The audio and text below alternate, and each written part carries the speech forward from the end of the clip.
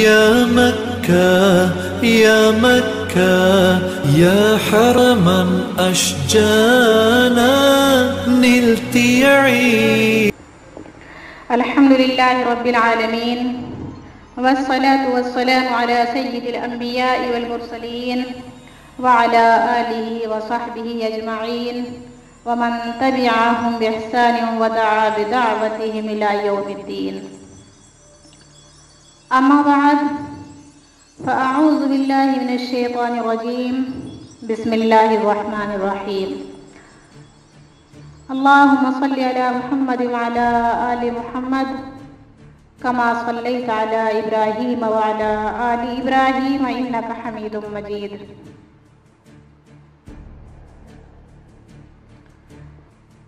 آج کی ہماری تقریر کا عنوان بہت ہی اہم ہے. سورہ آل عمران کا آخری رکوع.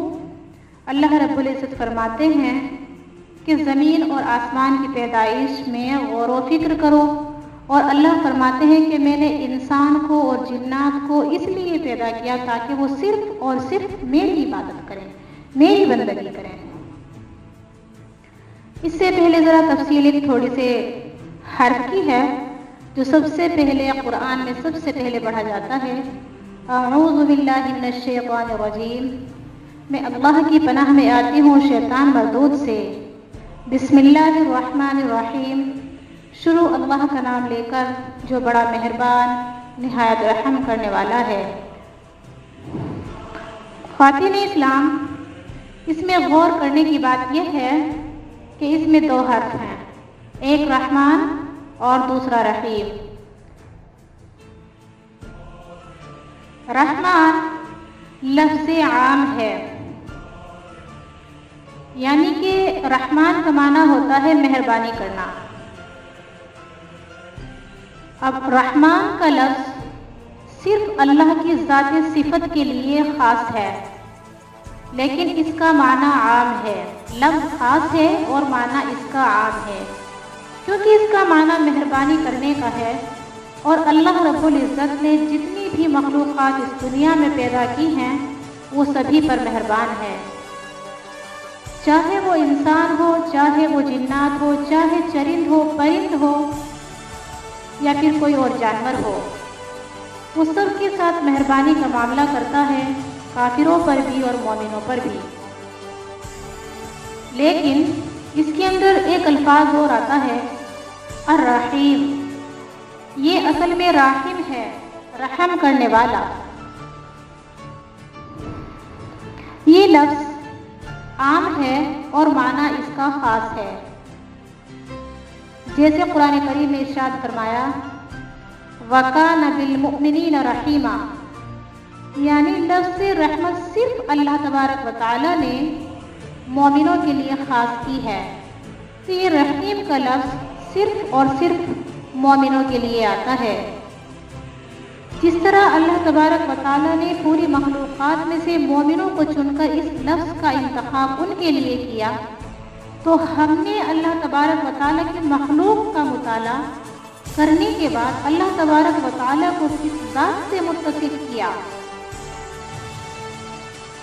جب وہ ہم پر اتنا مہربان ہے کہ وہ ہم پر رحم کرنے والا ہے، تو ہمارا معاملہ کیا ہونا چاہیے کہ ہم خود اپنے اوپر بھی رحم کریں. وہ کیسے؟ جیسے اللہ فرماتے ہیں إِنَّ فِي خَلْقِ السَّمَاوَاتِ وَالْأَرْضِ وَاخْتِلَافِ اللَّيْلِ وَالنَّهَارِ لَآيَاتٍ لِأُولِي الْأَلْبَابِ. بے شک زمین اور آسمان اور دن اور رات کے آنے جانے میں عقل والوں کے لیے بہت بڑی نشانیاں ہیں. اور یہ کون لوگ ہیں؟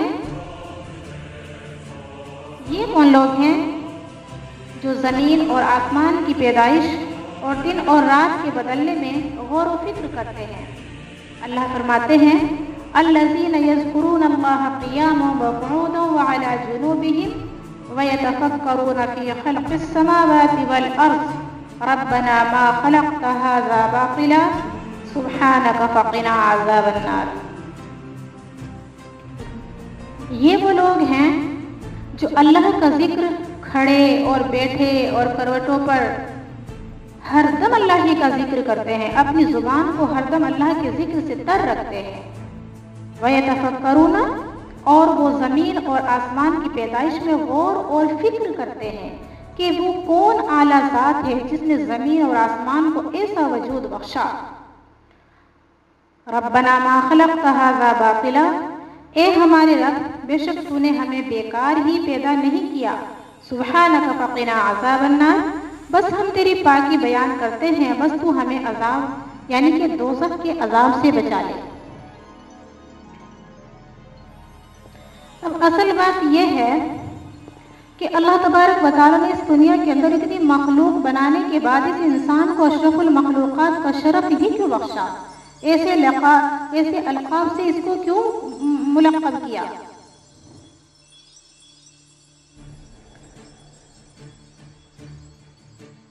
لفظ رحیم کا انتخاب کر کے اس نے ہمیں سمجھ بوجھ، عقل و دانائی جیسی قیمتی نعمتوں سے نوازا، غور و فکر کی طاقت عنایت کی۔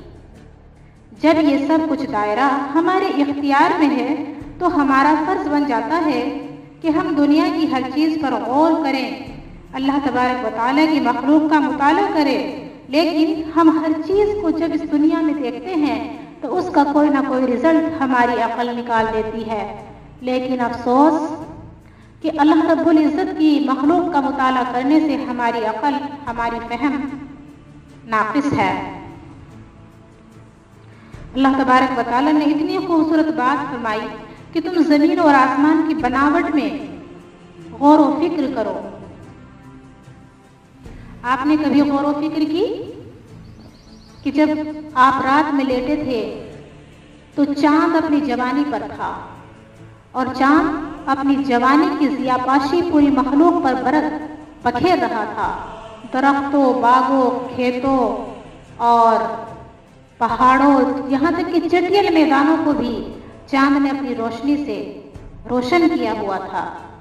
لگتا تھا گویا کہ چاند اب اپنی جوانی کبھی نہیں کھوئے گا، اس کی جوانی پورے شباب پر تھی، اس کی جوانی پورے عروج پر تھی، اور اپنے ساتھ ایک نیلی چادر ستاروں سے جھیل مل اپنے ساتھ لیے ہوئے تھا۔ لگ رہا تھا کہ ستاروں کا گویا کہ چاند ایک سردار ہے۔ اللہ اکبر!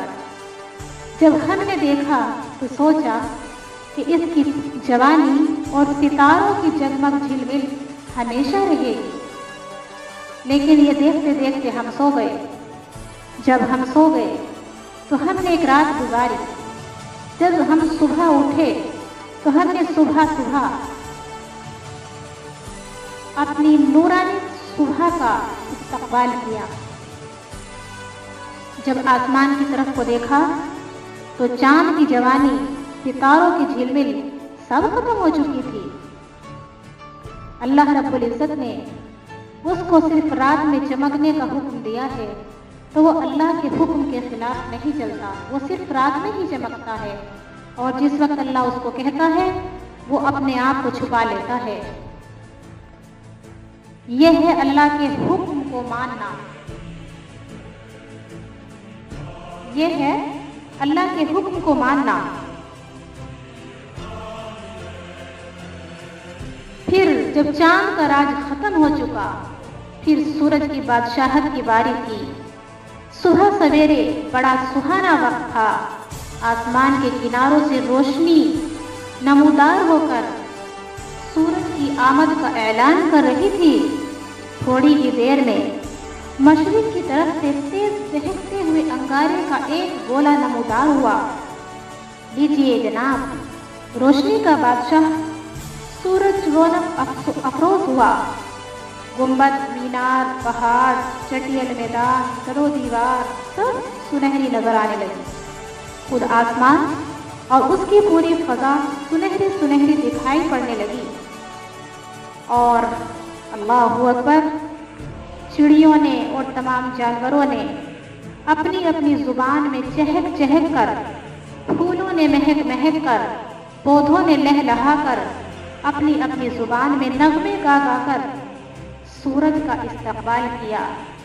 غرض کائنات کی ہر شے نے صبح کے نور سے نہا کر روشنی اور گرمی کے اس شہنشاہ کا استقبال کیا۔ جب سورج اپنی جوانی پر تھا اور بلندی پر تھا، لگ رہا تھا کہ سورج سر اٹھا کر کہہ رہا ہے کہ میری جوانی سے بڑھ کر کسی کی جوانی نہیں ہو سکتی، جیسی جوانی مجھے اللہ نے دی ہے، کاش کہ ایسی جوانی اللہ نے کسی کو دی ہو۔ اس کی روشنی دھیرے دھیرے اتنی روشن ہوئی کہ اس نے پوری مخلوق کو جگمگا دیا کہ جو کچھ ہے، وہ کہہ رہا تھا کہ جو کچھ ہے وہ وہی ہے اور کچھ نہیں ہے۔ اس کی جوانی اتنے غرور اور گھمنڈ پر تھی، تکبر پر تھی، گویا کہ اسی کا حکم اور اسی کا راج ہمیشہ اس دنیا میں رہے گا۔ اور وہ کہہ رہا تھا سر اٹھا کر، کوئی نہیں ہے جو چمک اور تپش میں اس کا مقابلہ کر سکے۔ مگر افسوس، اس وقت جب وہ اپنی پوری جوانی پر تھا اور وہ اپنی کامیابی کے راستے پر قدم رکھ چکا تھا، لیکن جیسے ہی اس نے ترقی کے راستے پر، جیسے ہی اس نے ترقی کے آخری نقطے پر قدم رکھا تو فوراً اس کی جوانی کو اللہ نے ڈھلا دیا، اس کے غرور کو اللہ نے دھو ڈالا۔ جس تنتنے کے ساتھ ترقی کی منزلیں طے کی تھی، اسی طرح نیچے گرنے لگا۔ افسوس، نہ وہ چمک رہی اور نہ وہ دمک رہی۔ دھوپ کی تمتماہٹ زردی میں تبدیل ہو گئی اور پھر خود آفتاب بھی پیلا پڑ گیا۔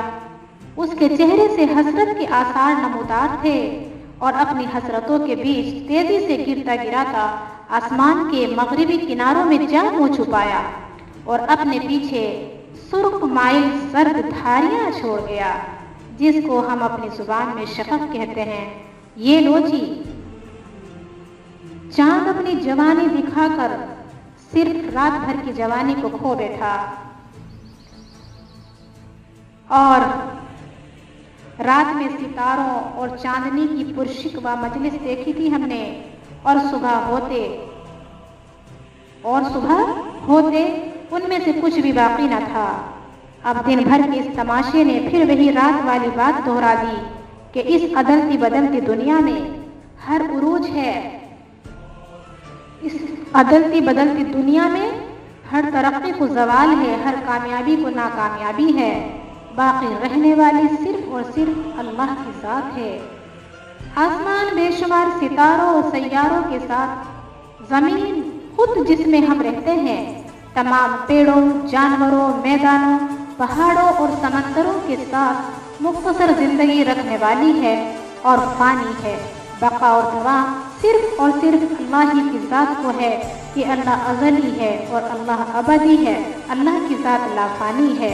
تو اللہ تبارک و تعالیٰ سورج اور چاند اور ستاروں سے یہ بات ہمیں سمجھا رہا ہے کہ ہر چیز فنا ہونے والی ہے، اور انسان اور جنات کو میں نے صرف اپنی عبادت، اپنی غلامی کے لیے پیدا کیا، لیکن افسوس، لقد خلقنا الانسان فی احسن تقویم، میں نے اس کو اتنے اچھے سانچے میں ڈھالا کہ اس کو سورج اور چاند سے بھی خوبصورت بنایا، اور لیکن آگے فرماتے ہیں کہ یہ فی احسن تقویم ہے، مگر کچھ شرائط کے ساتھ۔ جب یہ اللہ کے حقوق کی پاسبانی کرے، جب یہ اللہ کے حقوق کی ادائیگی کرے، جب یہ حقوق العباد پر غور و فکر کرے کہ وہ ادا کرنے لازمی ہیں، ضروری ہیں، جب وہ ہر چیز کا حق ادا کرنے کے لیے تیار ہو، تو یہ فی احسن تقویم ہے۔ لقد خلقنا الانسان فی احسن تقویم، بے شک ہم نے انسان کو سورج اور چاند سے بھی زیادہ خوبصورت سانچے میں ڈھالا ہے، لیکن یہی ایک انسان ہے۔ دوسری جگہ اللہ رب العزت فرماتے ہیں کہ اگر یہ انسان اپنی عزت کی حفاظت اور آبرو کی حفاظت نہیں کرتا، کسی کے حق کی پاسبانی نہیں کرتا، تو پھر یہ اولئک کالانعام بل ہم اضل، یہ جانوروں سے بھی پرے گمراہ ہے، جانور ہی نہیں بلکہ اس سے بھی بدتر ہے۔ تو اس لیے مومن کیا کہا کرتے ہیں جو اللہ سے ہر دم خشیت سے اپنے دل کو بھر رکھتے ہیں، وہ اپنے اللہ سے ہر دم کیا کیا فریادیں کرتے ہیں کہ ربنا انک من تدخل النار فقد اخزیت وما للظالمین من انصار، اے ہمارے رب، بے شک جس کو تو نے دوزخ میں داخل کر دیا تو بے شک وہ رسوا ہو گیا اور ظالمین کے لیے کوئی مدد نہیں۔ بس الہ العالمین ہمیں ان کے ساتھ ہمارا شمار مت کرنا۔ ربنا اننا سمعنا منادیا ینادی للایمان ان آمنوا بربکم فآمنا ربنا فاغفر لنا ذنوبنا وکفر عنا سیئاتنا وتوفنا مع الابرار، اے ہمارے رب، بے شک ہم نے ایک منادی یعنی پکارنے والے کی پکار کو سنا کہ وہ پکارتا ہے ایمان والوں کو کہ تم اپنے رب پر ایمان لاؤ۔ بس ہم نے لبیک کہی، ہم ایمان لے آئے۔ اے ہمارے رب، تو ہمارے گناہوں کو ہم سے دور کر دے اور ہمیں بخش دے اور ہماری برائیوں کو دور کر دے اور ہمیں نیک لوگوں کے ساتھ موت عطا فرما، آمین۔ اے ہمارے رب، ربنا وآتنا ما وعدتنا على رسلك ولا تخزنا یوم القیامہ انک لا تخلف المیعاد، اے ہمارے رب، ہمیں وہ عطا فرما جو وعدہ تو نے اپنے رسولوں سے ہمارے لیے کیا، اور تو ہمیں قیامت کے دن رسوا نہ کرنا، اور میرے اللہ تو اپنے وعدے کے خلاف نہیں کرتا۔ فاستجاب لهم ربهم انی لا اضیع عمل عامل منکم من ذکر او انثى بعضکم من بعض،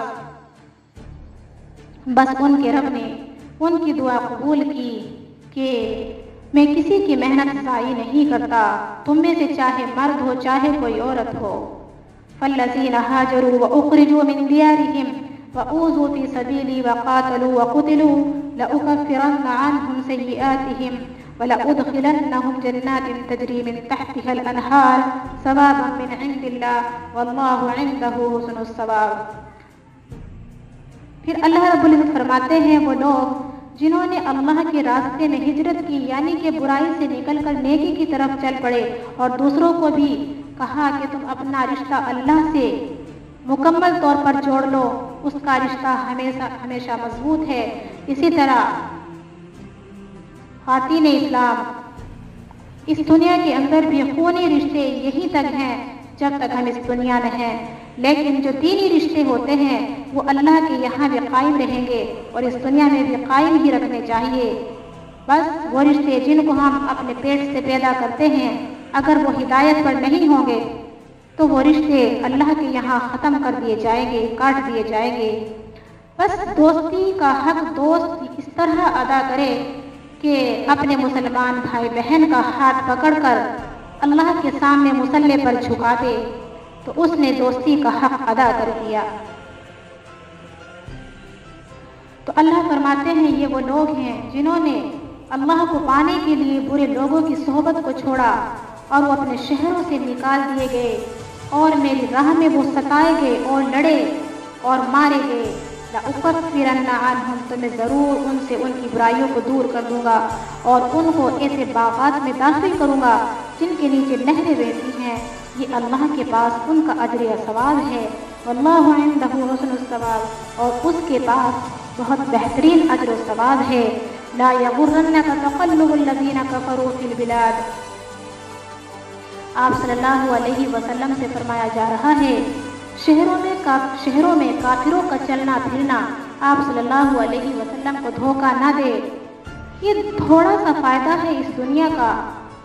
ثم مأواہم جہنم متاع قلیل، تھوڑا سا فائدہ، ثم مأواہم جہنم وبئس المہاد، پھر ان کا ٹھکانہ دوزخ ہے اور وہ کتنی بری آرام گاہ ہے۔ لیکن الذین اتقوا ربهم لهم جنات تجری من تحتها الانہار خالدین فیہا نزلا من عند اللہ، لیکن وہ لوگ جو اپنے رب سے ڈرتے ہیں، اپنے آپ اس زندگی کو محتاط طریقے پر گزارتے ہیں، جیسے ایک ٹوٹے ہوئے روڈ پر گاڑی کو محتاط طریقے پر چلانا پڑتا ہے، وہ زندگی کو اپنی غیبت سے، برے لوگوں سے، بری صحبت سے اور ہر طرح کے خرافات سے اپنی زندگی کو الرٹ رکھتے ہیں، سمجھتے ہیں کہ ان چیزوں میں بہت نقصان ہے، یہ چیزیں مجھ پر ایک میزائل کی طرح حملہ کر دیں گی، لیکن وہ اپنے اللہ کے ذریعے ذکر اللہ کے ذریعے ذکر کرتے ہیں، دعائیں مانگتے ہیں تڑپ تڑپ کر۔ اللہ ان لوگوں میں ہمارا شمار مت کرنا جن کو تو نے جہنم کا ایندھن بنایا ہے۔ تو اللہ فرما رہے ہیں کہ یہ وہ لوگ ہیں جن کے دل کا میں نے امتحان لیا ہوا ہے، اور مجھے معلوم ہے کہ ان کے دل کے اندر تقویٰ ہے، پرہیزگاری ہے، برے کاموں سے بچنے کی قوت ہے، اپنے رب سے ڈرتے ہیں۔ تو ان کے رب نے ان کے لیے ایسے باغات بنائے ہیں جن کے نیچے نہریں بہتی ہیں، وہ اس میں ہمیشہ رہیں گے، اور یہ اللہ کے نزدیک مومنوں کی مہمان نوازی ہے جن کے لیے میرے اللہ نے لفظ رحیم انتخاب کیا ہے۔ لفظ رحیم مومنوں کے لیے خصوصی چنا گیا ہے، یہ ان لوگوں کا حال ہے۔ وما عند اللہ خیر للابرار، اور جو اللہ کے پاس ہے نیک لوگوں کے لیے بس وہی بہتر ہے۔ وہ اللہ کی آواز پر لبیک کہتے ہیں اور وہ عبادت بھی کرتے ہیں تو یہ سمجھ کر کہ یہ مجھ پر میرے اللہ کا حق ہے۔ دیکھو ایک حدیث میں آتا ہے کہ اللہ کا بندوں پر کیا حق ہے، تو نبی پاک صلی اللہ علیہ وسلم نے فرمایا کہ اللہ کا بندوں پر یہ حق ہے کہ وہ اپنے بندوں کو ناگہاں عذاب نہ دے۔ پھر فرمایا کہ بندوں پر اللہ کا کیا حق ہے، تو فرمایا کہ بندوں پر اللہ کا حق یہ ہے کہ وہ اللہ کے سوا اپنا ماتھا کسی غیر کی چوکھٹ پر مت پٹکے اور شرک نہ کرے، کفر نہ کرے، جھوٹ نہ بولے، بہتان نہ لگائے، غیبت نہ کرے۔ بس ان چیزوں کی شرائط کے ساتھ اگر وہ زندگی گزارتا ہے تو وہ اللہ کے نزدیک مہمان ہے، اور اللہ کے یہاں کی مہمانی اس کے لیے بہت خوب ہے۔ وَإِنَّ مِنْ أَهْلِ الْكِتَابِ لَمَنْ يُؤْمِنُ بِاللَّهِ وَمَا أُنزِلَ إِلَيْكُمْ وَمَا أُنزِلَ إِلَيْهِمْ خَاشِعِينَ لِلَّهِ، اور بے شک اہل کتاب میں سے کچھ لوگ وہ ہیں جو اللہ پر ایمان لائے اور جو نبی پاک صلی اللہ علیہ وسلم پر نازل کیا گیا انہوں نے وہ اس کو سنا، اور سن کر اِنَّا أَطَعْنَا کہا، ہم نے اطاعت کی اور ہم نے سنا، تو بس۔ اور جو ان سے پہلے اتارا گیا تھا وہ اس پر بھی ایمان رکھتے تھے، جیسے حضرت موسیٰ پر، حضرت داؤد پر اور حضرت عیسیٰ پر جو کتابیں اتاری گئی تھی اس پر بھی وہ ایمان رکھتے ہیں، اور اللہ کا ڈر اپنے دل میں رکھتے ہیں، اور عاجزی کے ساتھ اللہ کے سامنے جھکتے ہیں، نمازوں کا اہتمام کرتے ہیں، صدقے کا اہتمام کرتے ہیں، نوافل کا اہتمام کرتے ہیں۔ لا یشترون بآیات اللہ ثمنا قلیلا، اور وہ اللہ کی آیتوں کے عوض تھوڑی قیمت نہیں لیتے۔ بس یہی لوگ ہیں اولئک لہم اجرہم عند ربہم، بس یہی لوگ ہیں ان کے رب کے پاس ان کا بہت بڑا اجر ہے۔ ان اللہ سریع الحساب، بے شک اللہ جلد حساب لینے والا ہے۔ اور پھر اللہ رب العزت لاسٹ میں فرما رہے ہیں یا ایھا الذین آمنوا اصبروا وصابروا ورابطوا واتقوا اللہ لعلکم تفلحون، اے ایمان والو تم صبر کرو اور مقابلے میں مضبوط رہو اور جنگ میں ڈٹے رہو، جنگ کی تیاری کرو اور اللہ سے ڈرو شاید کہ تم کامیابی حاصل کر سکو۔ ہمیں اللہ تبارک و تعالیٰ نے اس آیت میں بہت بڑی تنبیہ کی ہے، اے ایمان والو، جب ہمیں قرآن میں پکارا جاتا ہے تو ہمیں ایمان والے کہہ کر پکارا جاتا ہے، یعنی لفظ رحیم سے پکارا جاتا ہے۔ تو اللہ کی رحمت یعنی کہ رحیم اس کو کہا جاتا ہے جو اپنی رحمت کو اپنے ذریعے دوسرے تک پہنچاتا ہے۔